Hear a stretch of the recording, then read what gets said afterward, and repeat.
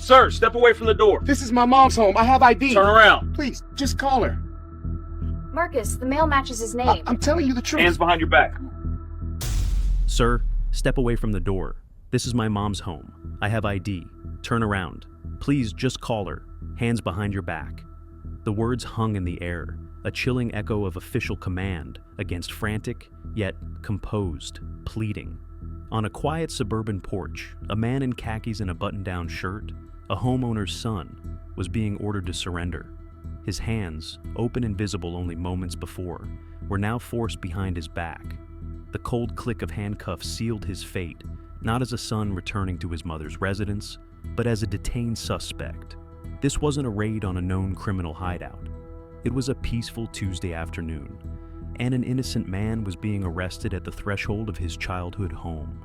The immediate consequence was shame, confusion, and a profound sense of disbelief. How could a routine call spiral into such a public, devastating act of injustice? The body camera footage began rolling at precisely 2:47 p.m. Officer Marcus Thompson, a 7-year veteran of the force, approached the modest 2-story house at 1247 Maple Street. His gait was confident, his uniform crisp. Thompson believed he was responding to a straightforward case, a neighbor's report of suspicious activity. The call detailed a black male repeatedly entering and leaving a property owned by an elderly white woman, David Richardson, who was currently in the hospital. The implication, unspoken but understood, was clear. A break-in was likely. What Thompson failed to do, however, was critical. He didn't run a comprehensive background check on the property. He didn't verify the caller's specific claims. Most significantly, he did not confirm who legitimately resided at the address or who might have authorized access. These were not minor oversights. They were fundamental investigative lapses that would unravel his career.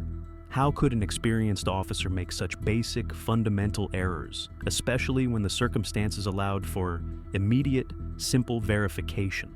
As Thompson reached the front door, he noted a late-model sedan in the driveway. It was clean, well-maintained, hardly the sign of a stolen vehicle or an abandoned property. A reasonable officer might have paused, considering this a signal that the occupant had legitimate business inside. But Thompson's mind was already made up. He knocked firmly, his hand resting instinctively on his service weapon, a subtle but telling gesture of perceived threat. The door opened after approximately 30 seconds. Standing before him was David Richardson, a tall, well-dressed black man in his early 40s, wearing wire-rimmed glasses. David looked tired, but not particularly surprised. What Thompson didn't know, and critically failed to ask, was that David was Dorothy Richardson's son. He had driven from out of state 3 days prior, explicitly at his mother's request, to care for her house while she recovered from hip replacement surgery. He was collecting mail, watering plants, and ensuring the property remained secure. David Richardson had every conceivable right to be there. Instead of initiating a professional inquiry, Thompson adopted an aggressive posture from the outset. He immediately demanded identification and questioned David's presence. David, despite the hostile tone, remained calm. He explained his relationship to Dorothy Richardson, stating she was his mother, and offered to show his ID. He even suggested they call his mother at the hospital to verify his story. These were not the evasive actions of a burglar. They were the transparent offers of an innocent man. Thompson barely acknowledged the ID David presented. He failed to notice the matching last name, Richardson. He overlooked the address on David's driver's license, which was, in fact, the very house they stood before, David's childhood home. His preconceived notion of a crime in progress had effectively blinded him to irrefutable evidence. Why would an officer so readily dismiss a suspect's clear, verifiable explanations, especially when corroboration was literally in his hand? Ignoring all rational offers, Thompson made his second critical error. He ordered David to step outside for further discussion. David complied, stepping onto the porch, his hands visible. Thompson then informed him he was being detained for investigation of burglary and trespassing. David's demeanor shifted from cooperative to genuinely concerned. He reiterated his connection to the property, offered phone numbers for family members, and again suggested contacting his mother at the hospital. He even offered to show family photos inside the house, Thompson dismissed every single one of these reasonable requests. He instead radioed for backup, informing dispatch he had detained a suspect in a possible burglary. Crucially, he omitted David's claims of being the homeowner's son. He failed to relay any of the explanations or offers of verification David had provided.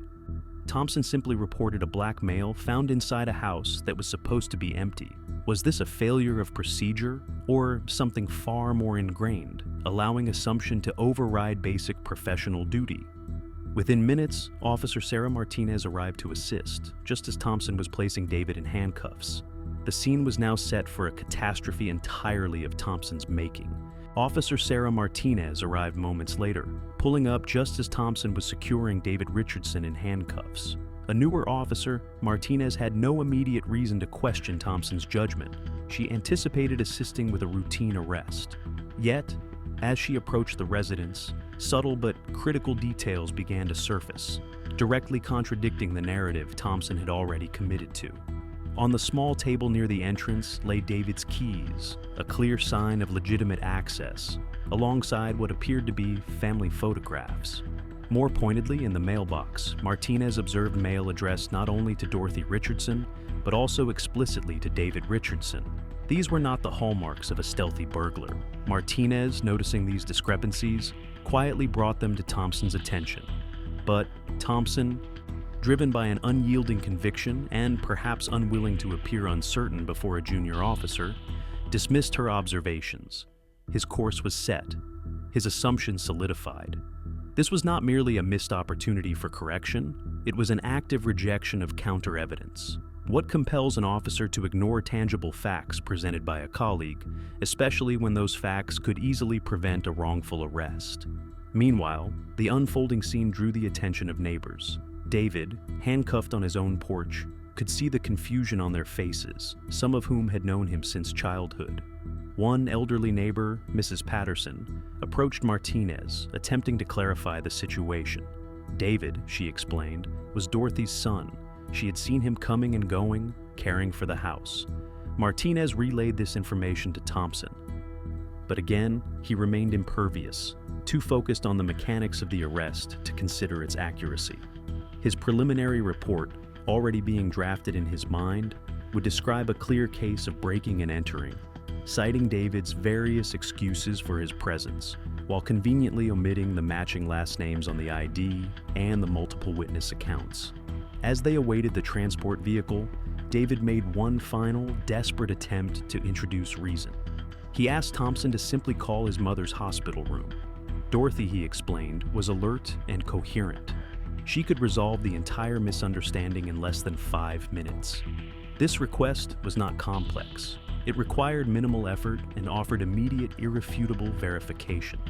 Yet, Thompson refused. He stated the investigation would proceed properly at the station, where David would have ample opportunity to tell his story to detectives. This categorical refusal to verify, despite multiple accessible avenues, sealed David's fate for the coming hours and cemented the foundation of Thompson's professional demise. Was this stubborn adherence to process, or a deeper unwillingness to admit a burgeoning error? The transport van arrived at 3:15 p.m., and David was loaded into the back. During his 15-minute journey to the station, an unexpected counter-narrative was beginning to form back at 1247 Maple Street. Mrs. Patterson, unwilling to let the injustice stand, took matters into her own hands. She had Dorothy Richardson's cell phone number. On the second ring, Dorothy, groggy from pain medication, but sharp enough to grasp the gravity of the situation, answered. Her son, arrested at her own house by police who refused to verify his identity. Dorothy's reaction was immediate and decisive. She demanded to speak to whoever was in charge and insisted Mrs. Patterson drive her directly from the hospital to the police station. The initial facade of Thompson's proper procedure was about to crack under the weight of an angry mother. At the station, David was subjected to the full booking process: fingerprints, cataloging of belongings, multiple photographs. Desk Sergeant Frank Kowalski, a seasoned veteran, reviewed Thompson's arrest report and immediately noted a significant anomaly. The suspect's driver's license listed the very address where he had allegedly been trespassing. Burglars, Kowalski knew, typically did not carry identification linking them so directly to their crime scenes. He pressed Thompson for clarification. Thompson, however, doubled down, insisting the suspect was likely using fake identification or had somehow obtained the homeowner's personal information. These explanations were illogical and contradicted basic police experience, yet Thompson maintained them, focused more on justifying his actions than on uncovering the truth. Why would an officer ignore the clear skepticism of a veteran sergeant? David was placed in a holding cell while Thompson began to formalize his report. Instead of using this time for genuine investigation, Thompson focused on reinforcing his initial faulty premise. He characterized David as evasive and uncooperative, a direct contradiction to the body camera footage that captured David's calm, repeated attempts at explanation. The anatomy of deceit was now fully documented, codified by the very officer responsible for upholding the law. But the clock was ticking, and the truth, in the form of a furious mother, was rapidly approaching the precinct. At precisely 3:45 p.m., the phone in the detective bureau began to ring. It was Dorothy Richardson calling from her hospital bed, demanding to speak to someone about her son's arrest. The call was transferred to Detective Lisa Rodriguez, who listened initially with disbelief, then with growing alarm as Dorothy recounted the absurdity of the situation. David was her son, staying at her house with her full permission. Rodriguez immediately pulled up Thompson's arrest report and saw the red flags that had been missed or actively ignored. The matching last names, the consistent address on the driver's license, and critically, the complete absence of any actual evidence of criminal activity. A professional investigator's immediate review exposed the glaring flaws in Thompson's rushed judgment. Rodriguez, now understanding the potential magnitude of the mistake, descended to the holding area to speak with David personally. What she encountered was a well-educated, articulate man who calmly, for what felt like the 100th time that day, explained his situation. David presented photos on his phone, images of himself and his mother at family gatherings, demonstrably within that very house. He provided contact information for relatives, family friends, and even his mother's doctor, all capable of verifying his identity and relationship to the property. The evidence of David's innocence was not only overwhelming, but instantly verifiable. Realizing a massive mistake had indeed occurred, Rodriguez contacted Thompson, requesting his presence in her office to discuss the case. When Thompson arrived, Rodriguez laid out the incontrovertible proof of David's innocence. The matching names, the family photographs, the neighbor testimonies, and most damning of all, the direct phone call from Dorothy Richardson herself. Every piece of evidence Thompson had dismissed or ignored was now presented as a unified, unassailable truth. How would an officer, confronted with such undeniable facts, react to the unraveling of his entire narrative? Thompson's response revealed the profound depth of his stubbornness and poor judgment. Instead of conceding his error, he doubled down with alarming conviction. He suggested David might be orchestrating an elaborate con game, theorizing that he had somehow manipulated an elderly woman into believing he was her son. He even proposed the family photos could have been digitally altered. These conspiracy theories were so far-fetched, so detached from reality, that Rodriguez questioned Thompson's psychological fitness for duty. She meticulously documented his statements, recognizing they would become crucial evidence in the inevitable internal investigation. This wasn't just a failure to admit a mistake, it was an active construction of fantasy to preserve pride. At 4:20 p.m., Dorothy Richardson herself arrived at the police station, having discharged herself from the hospital against medical advice. Accompanied by Mrs. Patterson and two other neighbors who had known David since childhood, she demanded to see her son immediately, threatening to alert every news outlet in the city if he wasn't released within the hour. The emotional weight of the situation was now palpable. The injustice brought directly to the precinct's doorstep. The desk sergeant, recognizing the undeniable authority of an enraged mother, escorted Dorothy to David's holding cell. The reunion was both emotional and heartbreaking. Dorothy, in her hospital gown, broke down in tears at the sight of her son behind bars. David, while composed, was visibly devastated by the day's events. The image of an elderly, ailing woman crying over her wrongfully imprisoned son was a haunting scene that would indelibly mark everyone present. It was a stark, visceral illustration of the human cost of Thompson's unverified assumptions. Captain James Morrison, the watch commander, arrived just as this scene unfolded. Briefed by Rodriguez, Morrison took one look at the converging evidence and the human tableau of suffering, and immediately ordered David's release. The damage, however, was already done. Morrison called Thompson into his office for what would undoubtedly be the most uncomfortable conversation of Thompson's career. Morrison had reviewed the body camera footage, analyzed the witness statements, and spoken personally with Dorothy Richardson. There was no conceivable way to spin this as anything other than a catastrophic failure of police work. Thompson remarkably attempted to defend his actions, claiming he had followed proper procedures.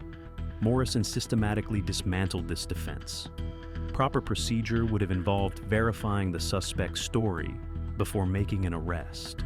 It would have included checking property records and listening to credible witness statements from neighbors. Most crucially, Morrison implied, proper procedure would have entailed treating a cooperative individual with basic human dignity, rather than rushing to judgment based on implicit bias. That final unspoken indictment hung heavy in the air. The internal affairs investigation was launched that very evening. Thompson was placed on administrative leave, his body camera footage and all related documentation seized as evidence. The department knew it faced a potentially ruinous lawsuit and a severe blow to its public trust. The collapse of Thompson's professional life was now underway. Word of David Richardson's wrongful arrest spread like wildfire that very night. Mrs. Patterson, the vigilant neighbor, had captured photos of David in handcuffs on his own front porch, images that rapidly went viral across social media platforms. The story possessed every element destined for explosive public attention: an innocent man, clear racial profiling, and a police officer whose pride trumped professional duty. This was not merely an incident, it was an indictment. Local news crews converged on the Richardson house the following morning, their cameras and microphones eagerly capturing interviews with neighbors who recounted the unfolding injustice. The story led the evening news across every major station in the city. Within 48 hours, national media outlets picked it up, and Officer Marcus Thompson's catastrophic mistake transcended a local incident, becoming a symbol of systemic failures in modern policing. But for Thompson, this public shaming was just the prelude to the far more severe legal consequences that were rapidly approaching. What happens when an officer's personal failings become a national cautionary tale? The civil rights attorneys arrived within 72 hours. Rebecca Chen and Marcus Williams from the Coalition for Justice specialized in police misconduct lawsuits, boasting a formidable track record of multi-million-dollar settlements. Upon reviewing Thompson's body camera footage and the damning witness statements, they knew this case was a legal slam dunk. David Richardson, still processing the surreal turn of events, sat across from them in their downtown office. Just 3 days prior, he was a successful accountant caring for his mother. Now he was the reluctant face of a national conversation on racial profiling and police accountability. Chen explained their two-pronged approach: a civil lawsuit seeking monetary damages for constitutional rights violations, false imprisonment, and emotional distress, and a criminal referral pushing for charges against Thompson for false arrest and potential civil rights violations. David listened intently, weighing the implications for his shattered life. Meanwhile, the police department entered full crisis mode. Chief Patricia Williams convened an emergency meeting with the mayor, city attorney, and public relations team. The optics were undeniable, the liability clear. Their initial strategy of damage control, a generic statement about an ongoing investigation, only fueled public outrage. The community demanded accountability, not bureaucratic evasion. Protesters soon gathered outside the police station, their chants demanding Thompson's immediate termination. Thompson, now facing professional ruin, hired his own attorney, former prosecutor Robert Daniels, who specialized in defending police officers. Daniels reviewed the overwhelming evidence and delivered a stark assessment. The case was legally indefensible. Every decision Thompson had made was flawed, and the meticulous documentation, particularly the body camera footage, proved it. Daniels advised cooperation and genuine remorse as his only hope for mitigating penalties, perhaps even saving his pension. Yet, Thompson remained defiant, convinced he had followed proper procedures, viewing the entire situation as an overreaction. This defiant attitude was conspicuously evident during Thompson's formal interview with internal affairs investigators. The recorded session revealed no genuine remorse, no understanding of the harm inflicted on an innocent family, and no recognition that his actions violated fundamental policing principles. Detective Rodriguez's testimony further compounded Thompson's problems. She detailed his active dismissal of obvious evidence and his refusal to consider alternative explanations for David's presence. Her testimony, coming from a fellow officer with no personal stake, was particularly damaging. Even the neighbor who initiated the call, Mrs. Henderson, a 73-year-old widow, admitted her implicit bias. She had assumed David was up to no good because she hadn't seen him before, and he was black. Her remorse underscored how unconscious prejudice had triggered the entire chain of catastrophic events. The case became a textbook example of how initial assumptions, left unchecked, could destroy lives and expose deeply embedded systemic issues. The release of Thompson's body camera footage, mandated by a court order, was excruciating. David's calm, professional demeanor starkly contrasted with Thompson's aggressive hostility. Every reasonable explanation was dismissed. Every offer to verify ignored. Legal experts were unanimous. Thompson had violated David's Fourth Amendment rights, failed to conduct a proper investigation, and allowed racial bias to cloud his judgment.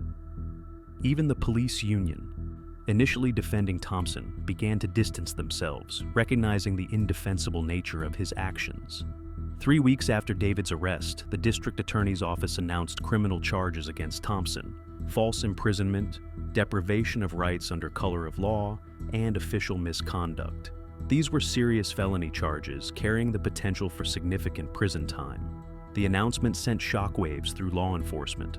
Officers rarely faced criminal prosecution for actions taken in the line of duty, even when erroneous. The DA's willingness to charge Thompson signaled that the evidence was overwhelming and criminal liability unavoidable. The legal system was now moving with an unprecedented force. What kind of justice could this legal machinery deliver? The ripple effects of Thompson's actions began to dismantle his personal life. His wife, Jennifer, a teacher, found herself grappling with awkward questions from colleagues and parents. Their 2 teenage children endured bullying at school, their father's arrest a viral spectacle. Threatening phone calls and hate mail inundated the family, extending the public condemnation into their private sphere. The financial pressure was equally crushing. Thompson's suspension without pay, combined with mounting legal fees, rapidly depleted their savings. Jennifer was forced into a second job, while Thompson watched his career and reputation disintegrate from home. What becomes of a family when one catastrophic error shatters its foundations? David Richardson, the unwitting catalyst, wrestled with his own profound challenges. The wrongful arrest had inflicted a trauma he hadn't anticipated. He found himself constantly looking over his shoulder, plagued by anxiety even during routine tasks like driving to the grocery store. The media attention, while exposing the injustice, also transformed him into a public figure. Reporters pursued interviews, strangers recognized him, offering either sympathy or hostility. His quiet life as an accountant was irrevocably altered. Dorothy Richardson, too, bore the heavy cost. The stress of her son's arrest severely impacted her recovery from surgery, leading to complications that extended her hospital stay by 2 weeks. The mounting medical bills added another layer of strain to a family already reeling from emotional and legal battles. The civil lawsuit, spearheaded by Chan and Williams, proceeded on multiple fronts, targeting Thompson personally, the police department, and the city. They alleged constitutional rights violations, negligent training and supervision, and municipal liability for fostering policies that enabled racial profiling. The damages sought were substantial, projected to reach into the millions. Discovery in the civil case unearthed disturbing patterns in Thompson's past.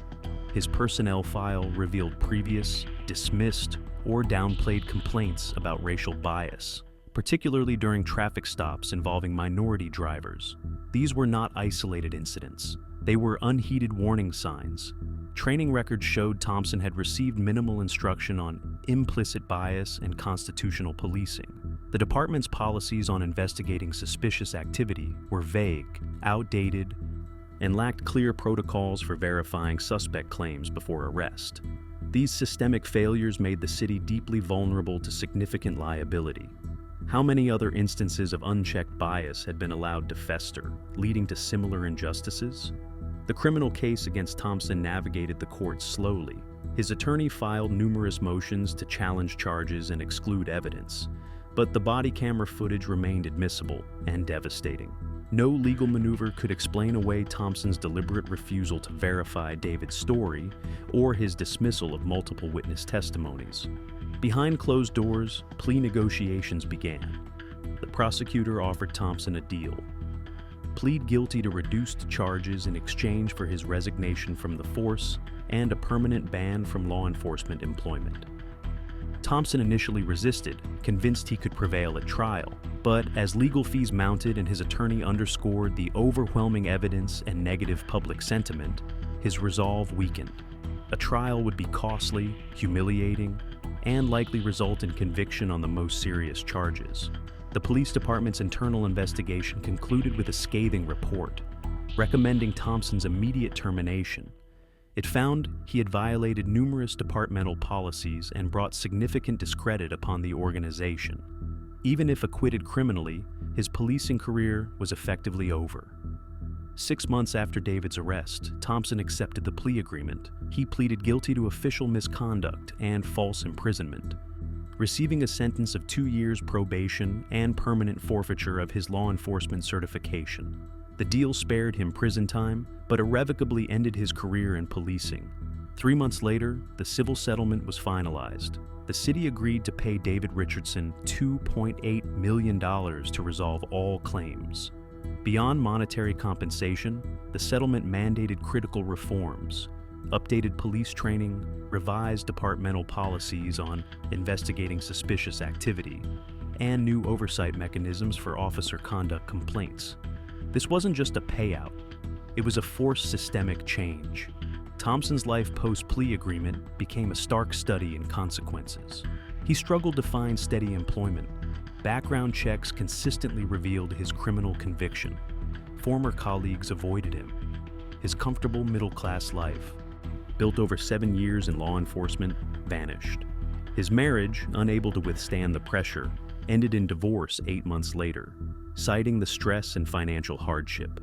Custody of their children was complicated by his criminal record, leaving him to explain the wreckage of their family. The broader impact of the Richardson case extended far beyond the individuals involved. Police departments nationwide began reviewing their training programs and policies on racial bias. The case became a standard example in criminal justice textbooks, illustrating how implicit bias could lead to wrongful arrests and constitutional violations.